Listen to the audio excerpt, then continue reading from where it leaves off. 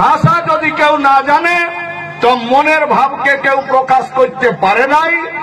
এই কুর্মীর ভাষা যে কুড়মালি সারা ভারতবর্ষে কেনে, সারা পৃথিবীতে কুড়মালি ভাষার মতন সমৃদ্ধশালী ভাষা আর দ্বিতীয় কোন নাই।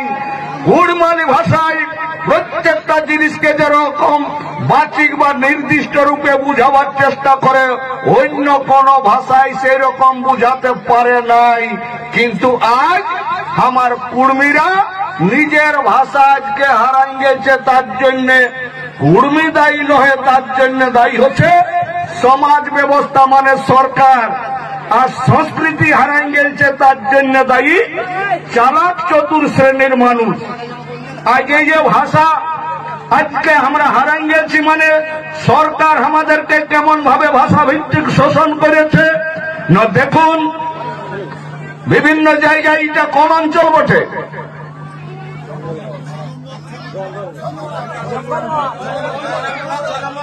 এই যে কোন অঞ্চলে হোক, আপনাদের এখানে হাই স্কুল কোথায় আছে? বাঁধগড়ে আপনাদের হাই স্কুল আছে। হাই স্কুলে যেখানে পড়ায় ছেলেকে মাস্টাররা, সেখানে হয়তো 14-15টা বেশি আরো মাস্টার আছে। সেই মাস্টাররা ছেলেরাকে বিভিন্ন রকম বিষয় বা সাবজেক্ট পড়ায়। কেউ পড়ায় ইংরেজি, কেউ পড়ায় বাংলা, কেউ পড়ায় অঙ্ক, কেউ পড়ায় ইতিহাস, কেউ বা ভূগোল, কেউ বা বিজ্ঞান, কেউ হিন্দি, তো কেউ সংস্কৃত। তো বন্ধু, এই যে সংস্কৃত শব্দটা যে আমাদেরকে পড়ায়, মাস্টার একটা সরকার একটা মাস্টার নিয়োগ করেছে আমাদেরকে পড়াবার জন্য। আর আমাদের ছেলেরা 1 ঘন্টা ধরে পড়ে, মানে মাস্টারও 1 ঘন্টা ধরে পড়ায়। কিন্তু সংস্কৃত ভাষাটা যে আমাদেরকে পড়ায়, বলুন বালা, সংস্কৃতটা সারা জীবনে কোনো কাজে লাগে? কোনো কাজে লাগে নাই, কোনো কাজে লাগে নাই সংস্কৃতটা। ভালো করে আপনারা জেনে রাখবেন যে কি আপনারা অনেকে রামায়ণ পড়েছেন, অনেকে রামায়ণ শুনেছেন। রাবণ নাকি সীতাকে যখন হরণ করে নিয়ে যাওয়ার জন্য পঞ্চবটী বনে নাকি এসেছিল, তখন নাকি সীতাকে মাইয়েছিল ভিক রাবণে, বলেছিল ভিক্ষাং দেহি, মানে ভিক্ষা আমাকে দাও। তাহলে আমরা যে পড়ছি, আমাদের ছেলেরা যে সংস্কৃতটা পড়ছে, এই সংস্কৃতটা আমরা কথা বলবো, শ্বশুর ঘরে যায় কি শাশুড়িকে মাইকবো যে জলং দেহি? কখন বলবেন আপনারা এই সংস্কৃতটা? কোন সময়ের জন্য নাই।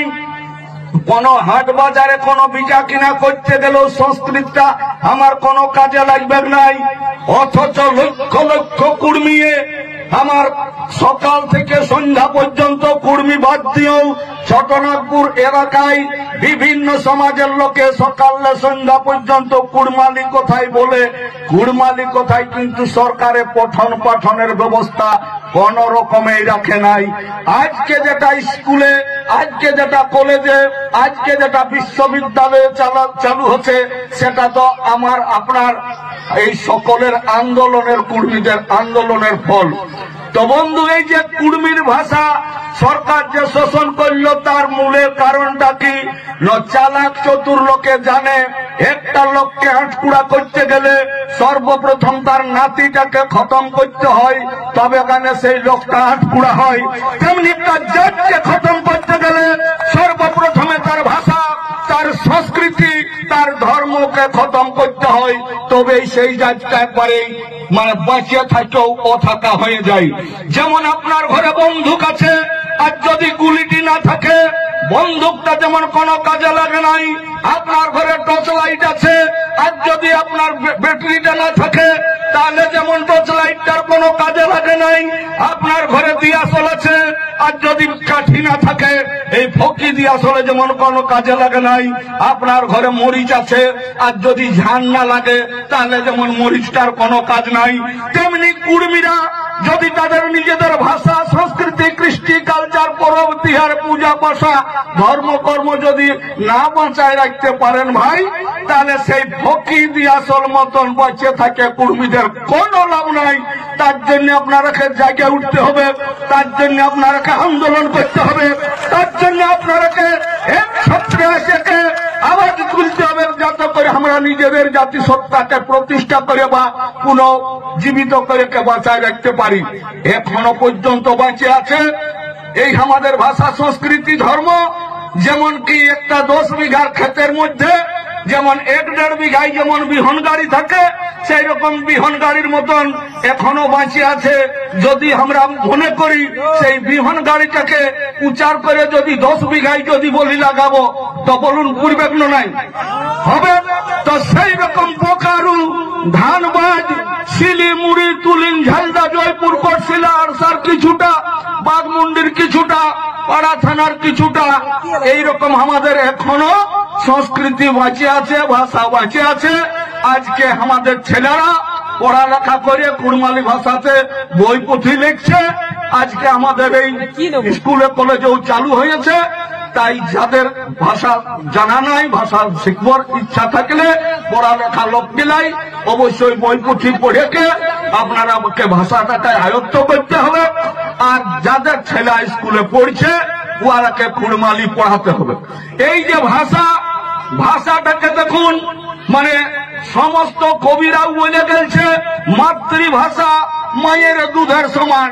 তো বন্ধু, ভাষাটা যদি দুধ হয় তাহলে দুধটা জমা করে কি হয় না দহি হয়। মানে ভাষাটা সংস্কৃতির জন্ম হয়।